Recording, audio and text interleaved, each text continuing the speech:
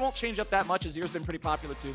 Absolutely. Blue has been pretty good on the Azir as well. I think, as has been his most played champion. It's the only champion that I think they actually got a win on this split, if I'm recalling correctly. No, they have 2 wins.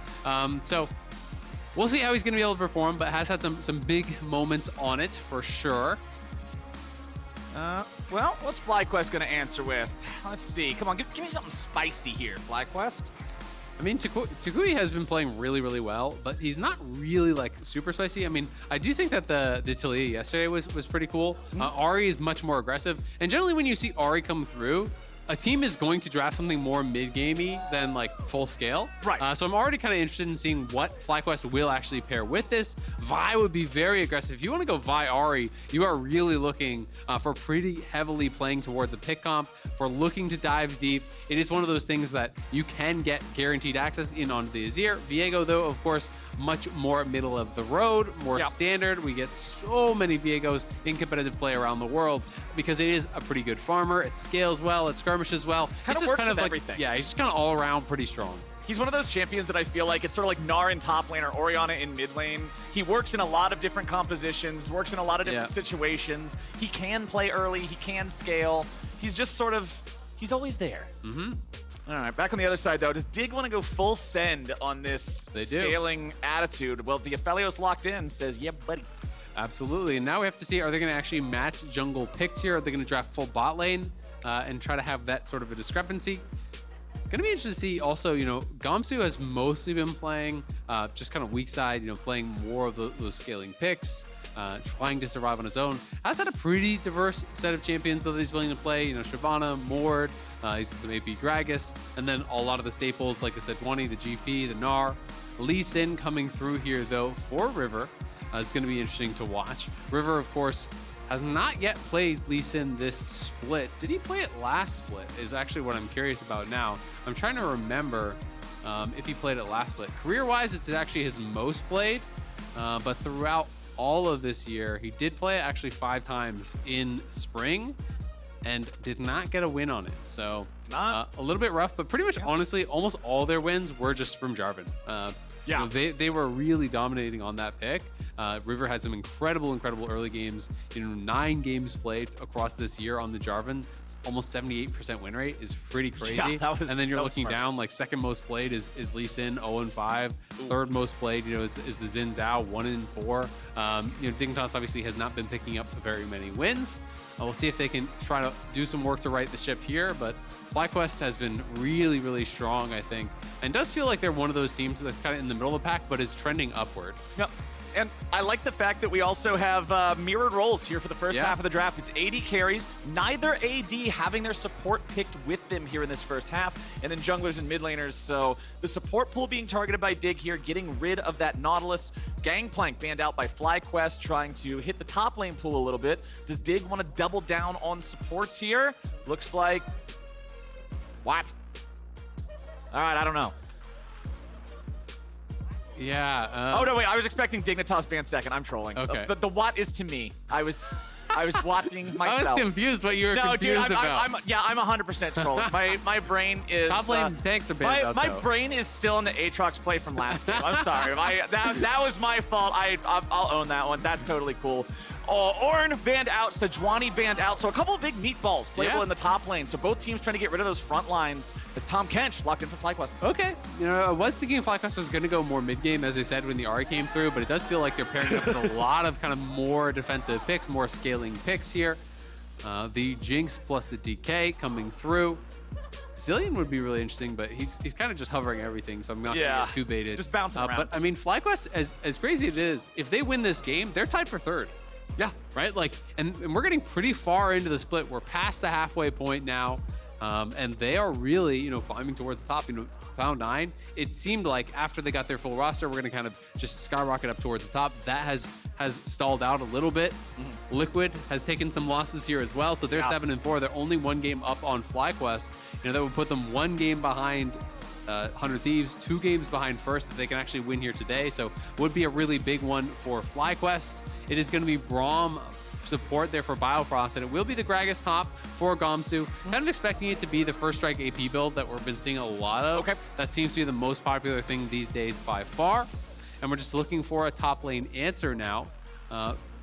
Gwen would definitely work. I mean, they have a lot of physical damage. Feels like it fits pretty well and can also team fight. Yeah. Fiora is much more kind of like hard commit, I feel like, to the split push. You can join the team, but Gwen has a lot of an easier time doing that. So pretty well-rounded composition here. Feels like a little bit of splash of kind of early game with the Ahri.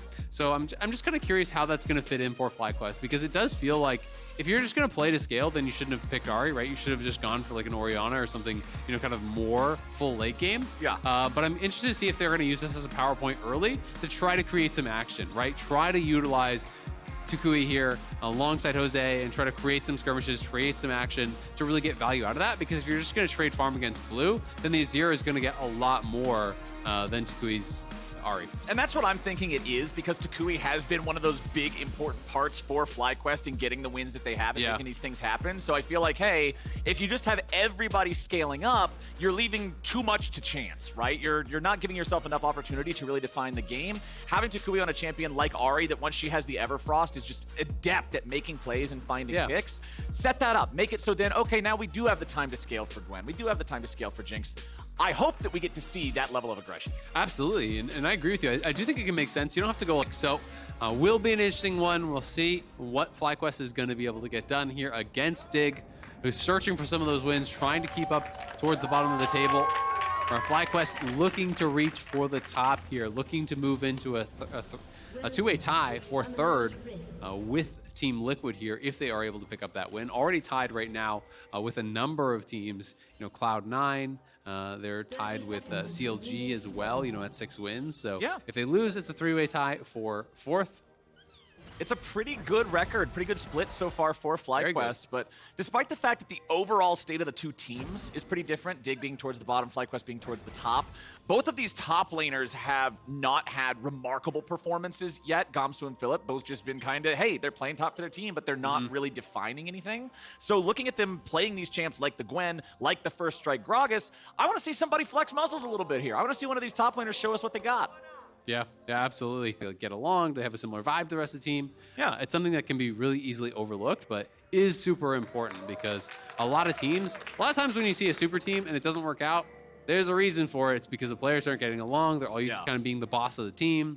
And, you know, having people to fit those different roles can be really important, but we are back into the game. All right. Hopefully the lag is all fixed, whether we're in LA or Belgium. As long as everybody's playing on 0 ping, we'll all be fine. Now, Dignitas are going to start River off here at the red buff on the bottom side. FlyQuest going to start JoseDeodo off at his own blue. So both these junglers will be pathing from bot to top, unless we just get any wild level 2 ganks after one camp like we saw in the previous game, but that doesn't look to be the case. No, definitely doesn't. And there's not the greatest gank assist really in any of the lanes. No, so. Tahm Kench can lick. Yeah, I mean, like, oh boy. You look at mid, you look at bot, you're probably not going too crazy here. Jose on Viego looking to solidify their top 4 spot. You would be number 3. You would be tied for 3rd there. So we'll see if they can do it.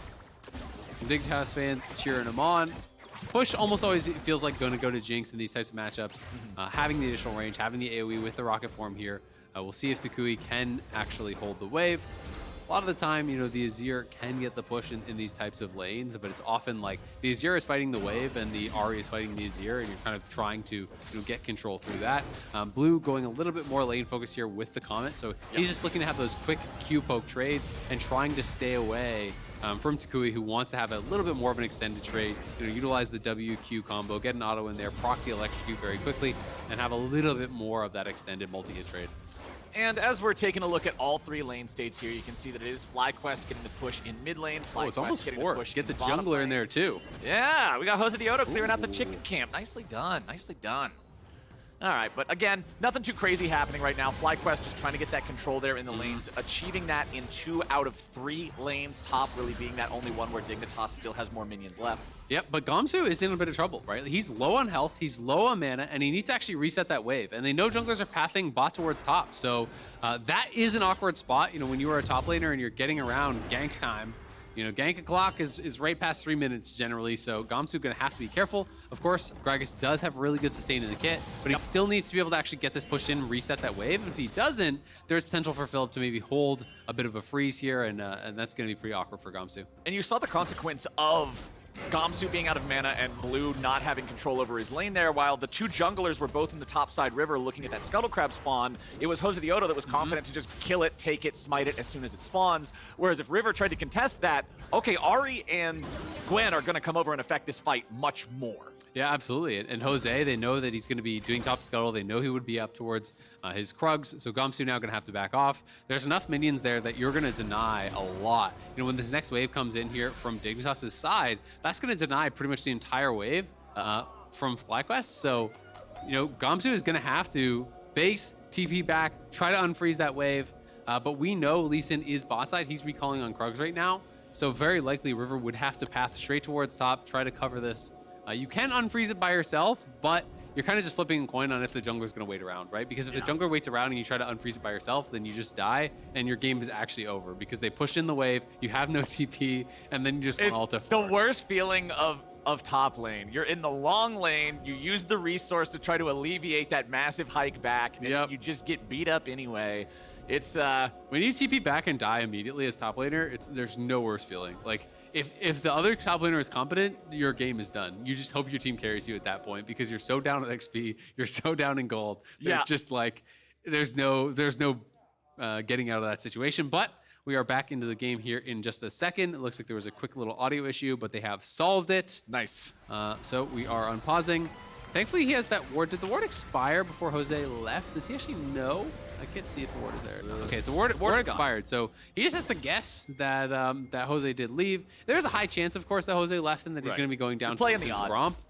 So he's just going to say, all right, hope you're not here. And he will be able to walk up and try to unfreeze that. Yep, he ends up getting the odds on that one to favor him, so Gamsu will just keep trying to move up, push this one in here. Philip, of course, still having his own teleport from having no pressure on him to need to go back yet. I mean, he's cruising here. He feels good. Yep. And it's this kind of new age build for Gragas where you do go AP, you go first strike, and it's a lot about just kind of comboing these little trades where you can get good value out of the first strike.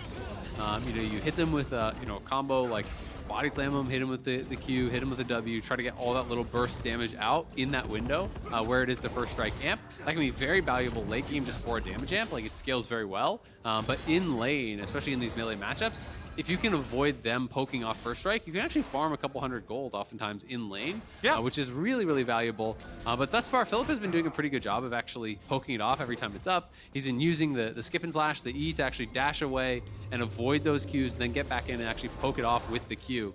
So it's only actually 30 gold gained thus far in the lane. Really nice freeze there by Aphromoo down in the bottom lane, making sure that Johnsun was able to get back at as many of those minions as possible. You saw that Biofrost was trying to scare him away, try to use the winner's bite or whatever, but Aphro standing at the right spot to both keep the minions out of range of the turret and guarantee that if Biofrost got too close, he would take turret shots himself. So very good stuff. Back up in top side, you can see Philip is finally a little bit worse for wear, does need to go back, shop up, gets himself the Leeching Leer. Did you know that was, when we first did the item rework, that was the one that its name eluded me for the longest amount of time? I think it was probably about like 3-4 months. I just called it Purple Stick. Well, it is descriptive. Yeah, I mean, people knew what I was talking about, but for some reason I just couldn't remember that name. Normally I'm all about the alliteration, but that one was not, it was not doing it for me. You know, I still don't know the names of any, the Ornn items. The Ornn items that got changed, I didn't learn any of their names. The only one I know is the Eclipse evolution, which is Syzygy. Oh, that's a real word. Like, I might be thinking of the old names. Is Molten Edge even the new name, like for IE? And don't know. That's not Syzygy. I never learned it. I know Syzygy, and you that's did it. just tell me you don't know any of them. Yeah, you immediately asked you. Do you know this one that you just said you didn't know? Sorry, bro. I don't know. I can't count to 4. Well, what's after 4? Don't know. Don't know. Never got there. Philip's getting that wave crashed in top side. Gamsu's at half HP. Here comes toucouille. There's that Ahri that we were talking about that we wanted to see the setup for. Gamsu with a nice bit of an outplay there scares him off. Yeah, that almost would have been able to be a kill. Looked like he tried to body slam flash him. I think he got charmed out of the body slam though. And so that actually interrupts it. You know, because of that interaction. I would love to see that again if we can get a replay, but I'm pretty sure that's what happened, is that the charm actually interrupted the body slam, because if he actually gets the body slam damage on toucouille and stuns him under there, I think he has the 1v2 outplay and actually gets the kill. Still, end of the day, he does survive, was well handled, does have to spend the flash and the ulti, you know, cleared out the wave early with the ult. Is going to be down some farm as a result, but pretty well played by Gamsu. Even had I don't know if it was yesterday or last week he had an outplay in a 1v2 as well on the Gragas. You know, has been pretty solid at actually handling these dive situations. Yeah, you love to see it. Of course, that does mean that he's going to be extra vulnerable now. We'll see if Jose or toucouille finds a way back up there to punish that loss of flash there on the big man in top side. River invading the enemy jungle here, looking to steal away that red on Lee Sin. So, Isaac, I think I'm pretty sure I've told you this before, but this is like my rule of Lee Sin. Okay. If you draft Lee Sin and your jungler is 0, 0, and 0 by the time he hits level 7, you should have picked something else. I want to see Lee Sin always do something early. Let's take another look at how this play went. Keep your eyes on the charm. Yeah, I want to see, so he uses the ulti there, body slam, and he tries to flash to redirect. No, it did actually hit him. Excuse me, so it was just like a same time thing, and it slowed down. I did actually land it. You know, I didn't think that he actually was able to get it there in time, so it looked like the charm was just kind of buffered out. Either way, really well played there by Gamsu. Does connect it. Didn't have enough damage to actually get that kill, but well played to survive. toucouille not able to finish him off, but still a good roam, right? And that's kind of what you want to see, you know, from these picks. You want to see them getting active. Something I actually really like, you know, to talk about Lee Sin a bit. You know, you talk about, okay, if you're 0, 0, 0, you should have picked something else, basically by level 7. Yeah. I think it was Peter Dunn, EG's coach, who I first heard this from, that actually really liked. Oh, as Gamsu, no body slam, he is in trouble. See, this is exactly what we were talking about. No body slam, no flash, no way out. First blood, JoseDeodo. If you use the body slam aggressively, that is also your escape tool. It's so tough there. Oh, toucouille coming in. This is going to be even more for the side of FlyQuest as Dignitas not only lose their top laner, but they end up leashing the Herald for the other side as well. Yeah, gonna go down there. Not able to finish off the Herald. That sucks. You know, they thought, I think, that Gamsu would be able to hold that top lane at parity, but Jose just ganks a lane. You know, Kobe was talking this actually a lot about this yesterday, I believe. You know, talking about how as a jungler, he feels like it's such a smart way to play the game is to actually gank the lane closest to the objective you're going to do before you do the objective, right? So if you want to go to Herald, gank top to get prio guaranteed there, then you go to Herald. So if you need help, your top laner can come, right? If you want to do Dragon, gank bot, you get prio there. And the same thing kind of applies to how Jose actually did play this out, right? The other team had already started Herald, but he goes top, kills off the top laner. Now Philip can move down, and the enemy team just has to leave, right? So you're going to be able to actually take priority over that. So it is well played. You can see that lane ward actually spotted River out. So Philip wasn't going to do anything crazy in that situation, just going to play it out slowly.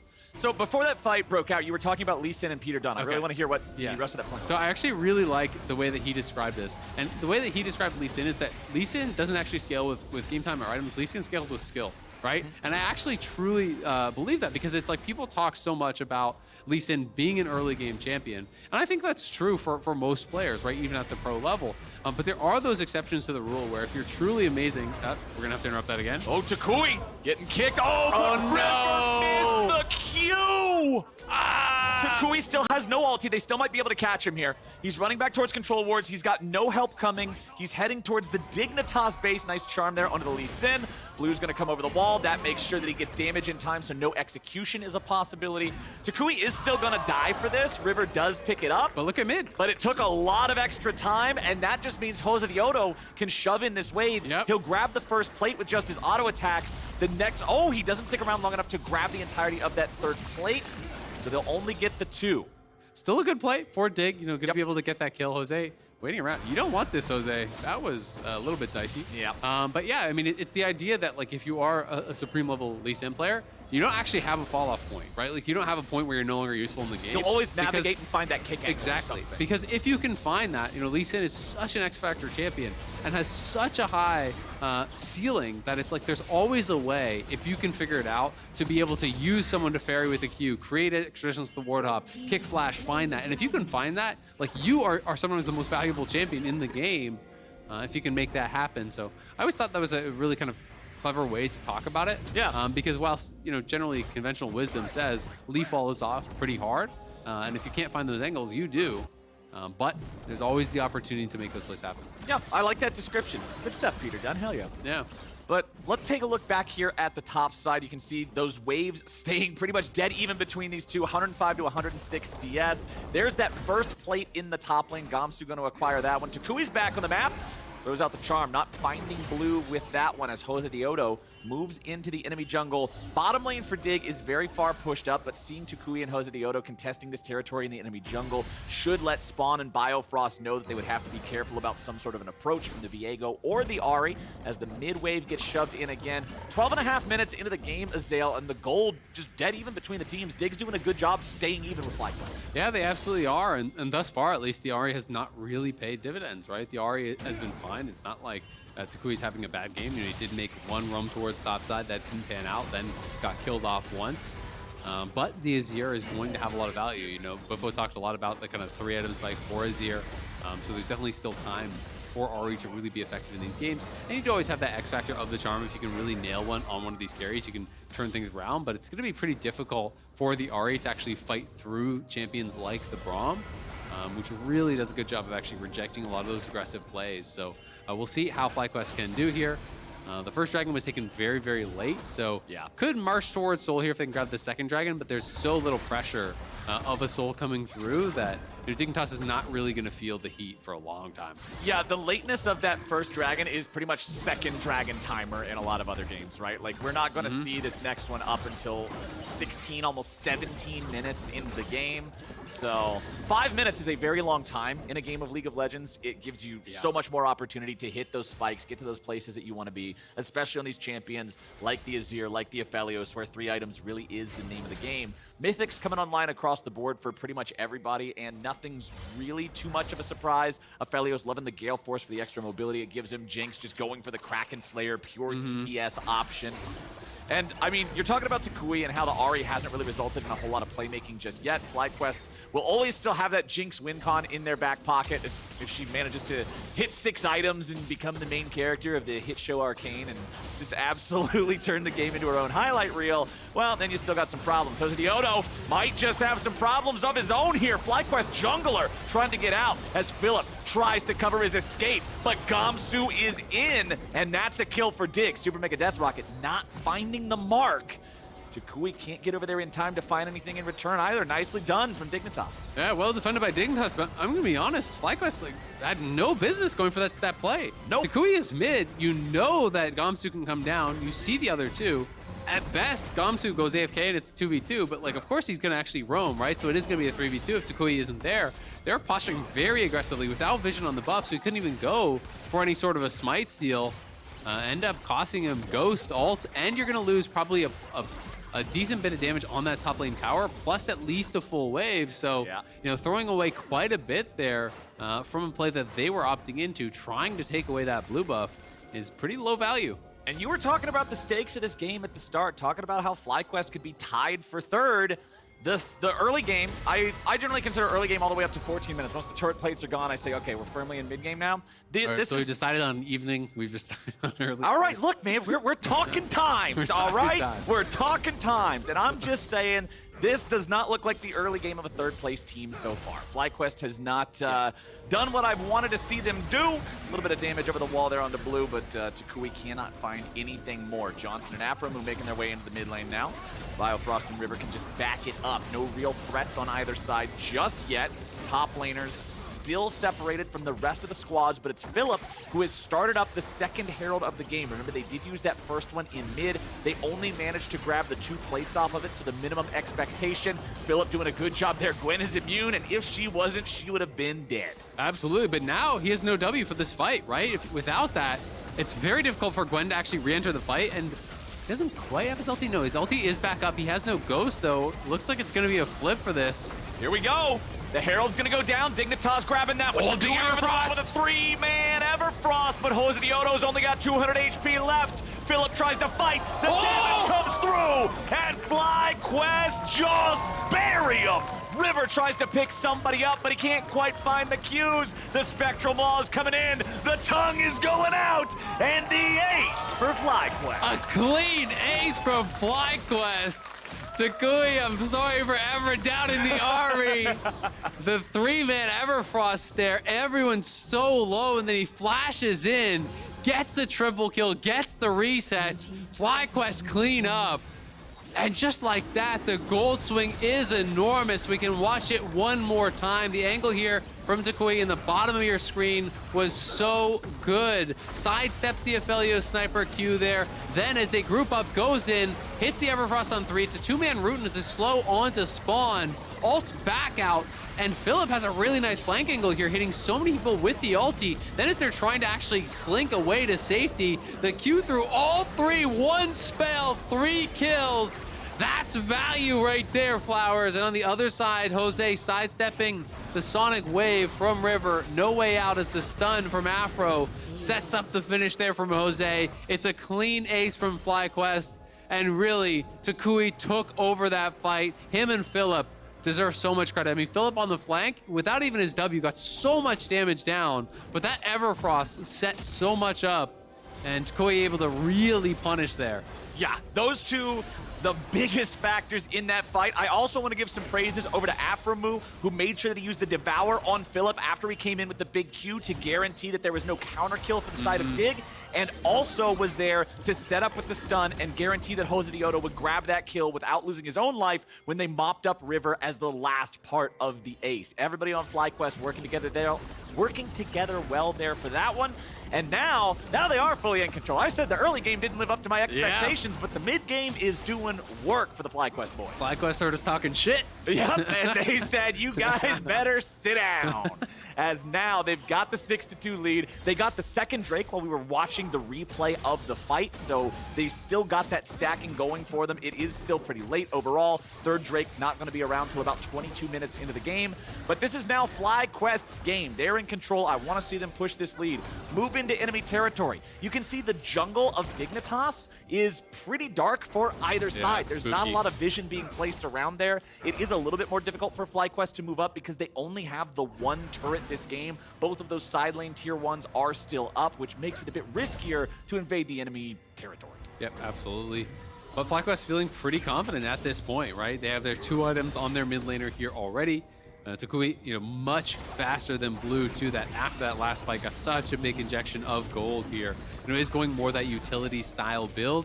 And Banshee's build, the MR is just super valuable when it's double AP soul lanes, right? It's full AP Gragas. It's going to be full magic damage as well from the Azir here. So going to be pretty happy to grab some MR.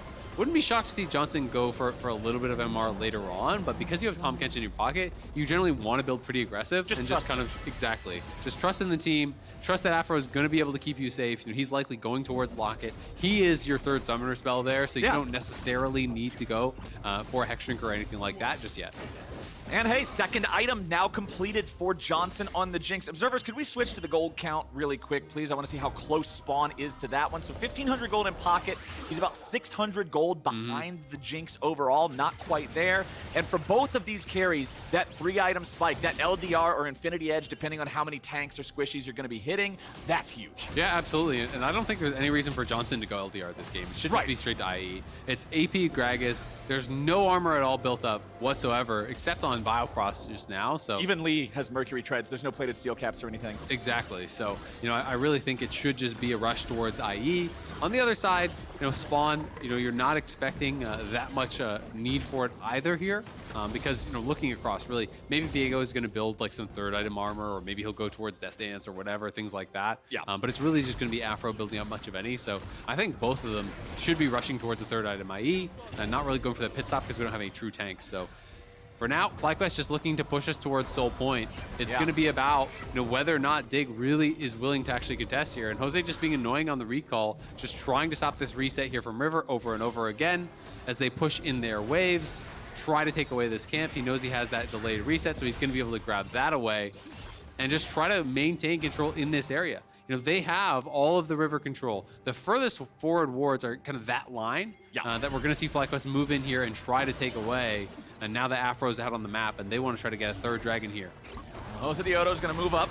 Looks for Gamsu, but just ends up baiting out the Everfrost active there. Did not want to overcommit. That's to the tower. Going after the Gragas. But yeah, the turret's going to fall here. So FlyQuest, you saw toucouille take that top lane tier 1 a minute or two ago. Now you're going to see him get that bottom lane tier 1. Now that extra layer of safety I was talking about is removed. Now it's safer to push forward and take control over more of the map. JoseDeodo, though, nice buffer. Nicely done there. Buffering the ulti, could not be displaced while he was unstoppable. So that means he can disengage and get away from Gamsu's flash ulti. That is a huge playmaking tool on the side of Dig that they will not have for this fight, for this Drake that's spawning right now. There's no way. I mean, Gamsu is just useless now. When you're full AP Gragas, you have no flash, no ulti, there's nothing you can do. Here's a Q. Exactly. So really the only answer now is to try to go top map, top side, and try to take something. You know, they are like, maybe we could do Baron, but no one, I think, is really buying that. So, you know, FlyQuest not going to be too worried about it whatsoever. River goes up, checks some camps, doesn't end up getting anything on the other side of the map. So just really well played by Jose. Had the reaction times there to buffer the ulti to get out to safety, and that alone means they get the dragon. They are now at soul point. They're 3K up already here. And looking really, really strong. The BF sword coming through here for Johnsun, so he is going to go third item, i.e. Dig is still working on their second item for spawn, you know, going towards a Bloodthirster to try to deal with, you know, potentially some of this damage that's going to be coming towards him. You know, BT is really strong second item for sure. Also have the Kimpunk Chainsword completed now for JoseDeodo here on the Viego. You've talked about it, I've talked about it, other people have talked about it so much. This item is just incredibly powerful, even if you don't need Grievous at all, which most games of League of Legends will at least have somewhat of a need for Grievous just by the nature of AD carries existing as a class and building lifesteal and having heal, right? So I love the fact that we're seeing more people build this, having such an early, powerful spike with it just in terms of raw stats. Absolutely. I mean, when it's already efficient on its own without the heal cut, you're just going to get so much value. Lee Sin, of course, has some healing here, you know, with the Safeguard lifesteal passive. Plus, he has Gore Drinker. Plus, we have a BT coming through, and Gragas passive has a fair bit of healing there. So there is going to be some to cut, and it is efficient on its own, so it is a great buy. I'm going to be curious to see if toucouille goes towards Deathcap third, which is what I'm expecting, as Jose is going to be squishy, though, with this build. JoseDeodo trying to get away to safety, and the safety comes in the form of a frog's belly. Aphromoo guarantees that he's able to leave, and that is the sort of bonus that you afford yourself when you draft Tahm Kench. Keep him behind whoever has to face check. All of a sudden, there's no danger. And it's just smart play, right? They have it set up. It's Aphro here pairing up with the jungler. Aphro and Jose walk into the enemy jungle together, knowing that if they are in trouble, he is going to be that bailout. Does cost them a couple of ultimates, but not really that big of a deal, as the ultimates are used on the other side there as well. And it's kind of like the modern version of what was the classic of this, which was Thresh, right? You know, Thresh pairing up with the enemy jungler, he would stand behind you, drop the lantern, just in case you get in trouble. So going to be able to use that well, try to fight for vision. And it's going to be about Dignitas trying to get as strong as they possibly can here before this next dragon. They've got 2.5 minutes until Soul Point, until Soul becomes a reality potentially here for FlyQuest. That is a big, big deal. We've been talking the whole time about how long that it's taking in this game to get to that Drake Soul, but we're finally at that point here as toucouille with another multi-man Everfrost. Still a TP. With a disengage there, getting away from the charm. Biofrost flashed out, Spawn with the heal to give him the extra move speed too. FlyQuest aren't going to find any kills off of that one, but they get the flash from the support, heal from the AD carry. Philip teleporting in for it, ghosting in for it, so it's not like it was free for him. No, pretty expensive actually. I mean, honestly, I think overall you're happy about that for Dig, right? Because that is TP down now for Gwen here, so it means that Gamsu is going to have side lane prio. Gwen cannot actually interrupt Gragas' TP short of just straight up killing him while he's channeling it. Yeah, so there's no... You have to be careful now, right? Because you don't necessarily want toucouille here in that side lane answering him. He's kind of your strongest player, so you want him with that 4-man squad. And it does mean anytime Philip looks to answer, you have to be careful now across map, because Gamsu could look for a TP play of his own. And that's just one of those situations where it just seemed a little bit too ambitious. You know, maybe it was a poor read on the play where they thought Dignitas was going to kind of opt into it. But Jose now is hunting here, but not going to be able to find anything.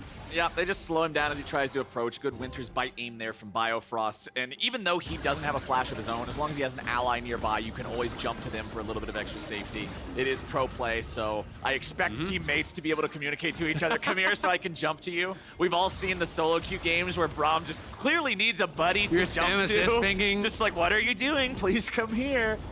Hopefully not in pro play. No, I would hope not. While you're sitting beside them, because at that point you could just slap.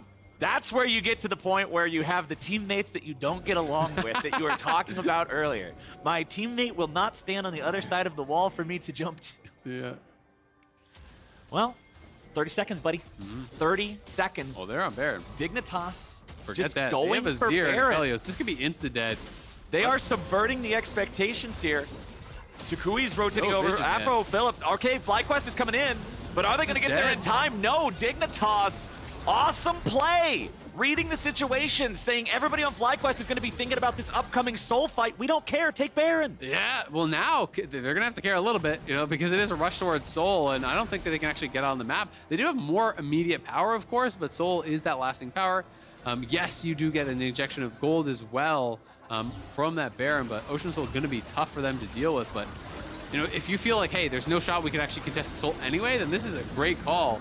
And we'll see how much gold they can actually collect with this Baron buff. Because they have one of the fastest Baron takes possible here. With Azir plus the White Gun Aphelios there, you can crush through that. House of the Dragon Soul, Game of Thrones promo. Hell yeah, August 21st. Tune in, watch that. And make sure you watch whatever happens now, because I expect FlyQuest to use this. Remember that a soul is going to give you somewhere between around like 4,000 to 5,000 golds worth of combat stats. It's very, very scary. The grievous wounds, like you're talking about, there are no grievous wounds on the side of Dignitas. Yeah, that's terrifying. Makes Ocean Soul such a mountain to try to get through. Absolutely. As soon as you see someone grab Ocean Soul, you've got to start picking up Healing Cut. To try to deal with that. At the very least, it's pretty squishy teams, right? So, you know, theoretically, you can get a lot of value in these extended fights. And I think in some of those kind of like long extended siege situations and stuff, you can really hang around forever with Ocean Soul, which can become difficult. But at least there's not big tanks, because tanks are the ones that get the guaranteed value out of Ocean Soul. You know, if you're a dig, you're kind of just telling yourself, all right, we just need to one-shot someone. We'll see if they can do it. Well, Biofrost in some trouble here. Gamsu covering for him. Throws a barrel over the wall. And, okay, nothing else to really happen here. Braum, even if he walks right into a brush and you end up getting to get the jump on him like that, he's so damn hard to kill. Well, and you can see, they didn't actually overcommit to it. Philip didn't use his ult, Jose didn't use his ult, so they're saying, all right, just chunk Braum, and that's all we're going to get here. And I actually like that. I like that a lot. Too. I think Braum is the champion that comes to mind for me in terms of bait, man. Yeah, it's the bait champ. Whenever I see everybody throw the kitchen sink at Braum, it tilts me into another dimension. Because it feels like 4 out of 5 times minimum it goes bad. Absolutely. I mean, even if you use all your ultis and you kill him, then the other team can just opt into this fight, right? They spent everything to kill the Braum, you know, into his E, and he's just so tanky with that. So, plus had a stopwatch available, so good restraint there from FlyQuest, but Dignitas pushing here, looking like they want to try to push for this tier 1 mid. Can't get it. Not going to be able to Not get even with a Baron. Yeah. That's not a good sign if you can't take tier 1 mid with a Baron buff. I mean, I think they were really nervous because Blue went top and toucouille left. So I think they were saying, all right, toucouille could be looking for some sort of wraparound. We don't want to get caught here. So they do take down that tier 1 top. I believe they just grabbed that now. Another item completed there for the Azir. So death cap in for Blue. So a massive spike for him. Death cap is down on the other side for toucouille. The IE is done as well for Johnsun. So there's some really big item completions coming through on both sides. Philip also almost done his death cap. So the game is really ramping up. And I do think Ocean Soul is a big advantage. But if Gamsu hits that perfect engage, right? And if you have that full AP Gragas combo landing on someone like Johnsun or toucouille or whoever, follow up from an IE spawn once he has that completed, death cap is here, like you just insta-die and you get no value from it. Right, it's general game theory stuff, right? Like burst beats regeneration. Regeneration, if it's good enough, can beat extended situations in DPS. So let's see if they can hit that burst. Let's see if Gamsu can find that angle. Blue with the Rabadons, being able to follow it up for the powerful burst. Still no Infinity Edge for Spawn. That is a huge difference between these 80 carries power points right now, is Johnsun has that 3-item power spike. Spawn's still trying to get there. Yep, just got it right now on the base. So, you know, they are at actually really strong points because FlyQuest Gold Lead pretty much means nothing at this point, right? 3 items for basically everyone that matters now on Dignitas. It is an advantage for FlyQuest, but we'll see if they're really going to try to push it here. You know, they'd love to take kind of non-committal skirmishes where they can get a lot of value. You don't want those 100-0 fights when you are playing with the Ocean Soul. Blue here, though, going to be able to clear this out exceptionally fast. Good shot from Johnsun there, popping the Banshee's Veil of Blue, making it so he is vulnerable to any CC they might be able to fish for. But now Aphromoo gobbling up Johnsun, keeping him safe from the attempt there, coming out from Dignitas and Biofrost's ulti. JoseDeodo now having to respect that Dignitas is moving back into their own jungle here, wants to try to contest the blue buff. does smite it away. Nicely done. Yeah, denying that from blue can be important in these later stages of the game, especially if you can stay out on the map. You know, you have the Ocean Soul. You're never going to run out of mana. You're never going to run out of health in these long siege situations. You want to try to tax their resources as much as you can to get value out of that soul. And in the 1v1, Philip's going to be having a good time now because the way that Gragas wins in that 1v1 is only by poking down the Gwen. You can't just take a 100-0 fight against the Gwen. You will never win like that as an AP Gragas. And when they have Ocean Soul, you can no longer poke them out whatsoever. So FlyQuest just trying to control this area of the map. The Baron does spawn first in about 50 seconds. 30 seconds after that, the Elder is up. If they can get both those mega buffs, that's their kind of window to try to really close out this game. But it's tough against the wave clear that Dignitas has drafted. You know what I just realized? Dignitas now has 3 players on their roster whose names are places in the game. The river, the blue, and the spawn. We need to get Gamsu and Biofrost to name change to like red and chicken pit. Like, Braum. Yes, Braum. Yes, red and Braum. Dignitas Braum. Yes, just change your name I to would red cheer and for Braum. Dignitas Braum. That would be badass, man. I actually enjoy the fact that Spawn fits the name scheme that Blue and River have brought us here. We're going to have to reprise that skit that we did. We can remake it. Yeah, we can do. We can go deeper. Yeah, there's always a more extreme version. We can always make it more dumb. That's something that I've learned. I pride myself on being able to make anything more dumb than it currently is. We have built a career. It's our brain. Well, let's see if FlyQuest can rush down this Baron. Dignitas is in a bit of a tough spot now because they have to go up here. They can't just allow this to get away for free, got no but vision. it's such a risk.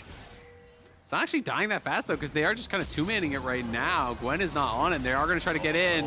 toucouille with another good multi-man Everfrost, just keeping him out. There goes the Baron.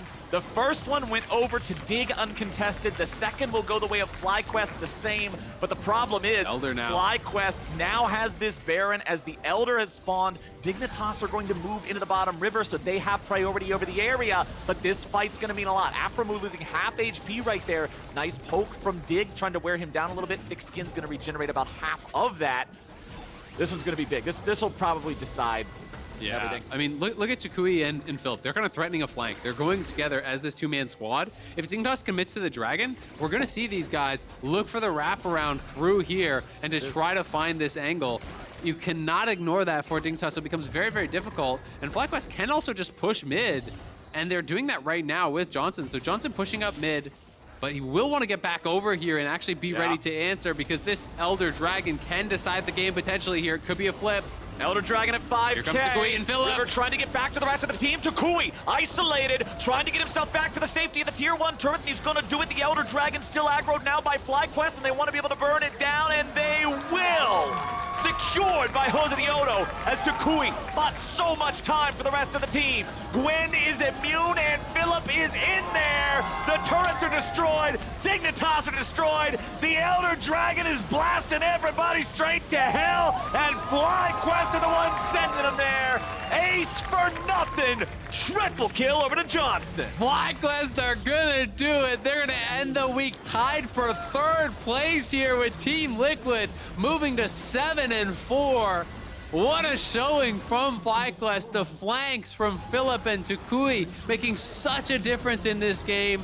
Everyone piling in, cleaning him up. toucouille baiting Dignitas to chase him away, securing them that Elder, and that's really what changed the game. toucouille took nasty. He got the Everfrost on 3 men up in the topside river fight that gave him the first ace. He got the bait that drew him away from the Elder Drake that set them up to get the 2nd ace for nothing. That was awesome. Good stuff, FlyQuest. Absolutely, and toucouille and Philip are becoming quite the duo in this game. You talk about that Everfrost. It was Philip softening everyone up so that toucouille could go in there, finish them off, get that triple kill. Then again here, toucouille going in, baiting everyone to kind of chase him away. His team finishes the Elder, and it's Philip with the pincer play there, getting so much damage down.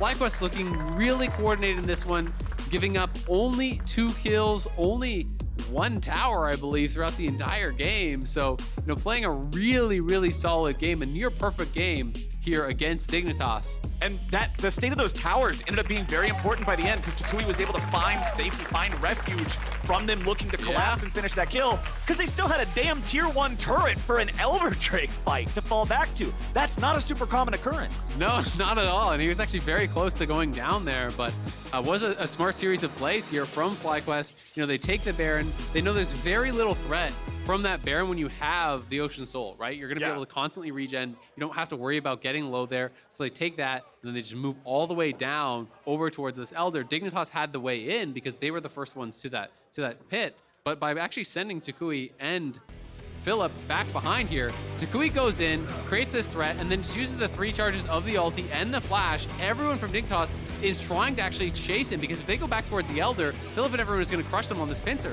But then Philip is just actually slowing them down with the ulti, not allowing them to get right back. Then, as soon as the Elder goes down, Philip is on this flank angle here. toucouille is healing up with the Ocean Soul, and look at the timing of this W here from Philip. Uses skip and slash, dashes away, does not get tagged by Blue's ultimate, and then is able to utilize that so well to kind of play bodyguard in between where Dignitas is and where they are looking to go. Got so much damage out there. Johnsun cleans up, FlyQuest take the game, and it was a really well-played one. Yeah, that was just a beautiful sequence from FlyQuest. Everybody doing their job. You got Johnsun, you got Aphromoo staying together with the jungler saying, hey, let's get the objective. The plan was not there from Dig. They were trying to make the call, okay, go for toucouille. Oh, no, we abandoned the Elder. Oh, we got to get back there. And then as soon as that Elder is armed, it's just the Jinx rocket is the go button. They fire that one off. Boom, they're softened up. Gwen comes around. Snip. We didn't even plan that. That just worked. We're doing a pastry time at toucouille now for our Verizon post-game interview. Let's do it. Let's do it, indeed. Thank you very much, Captain Pels. Great cost on the day. I'm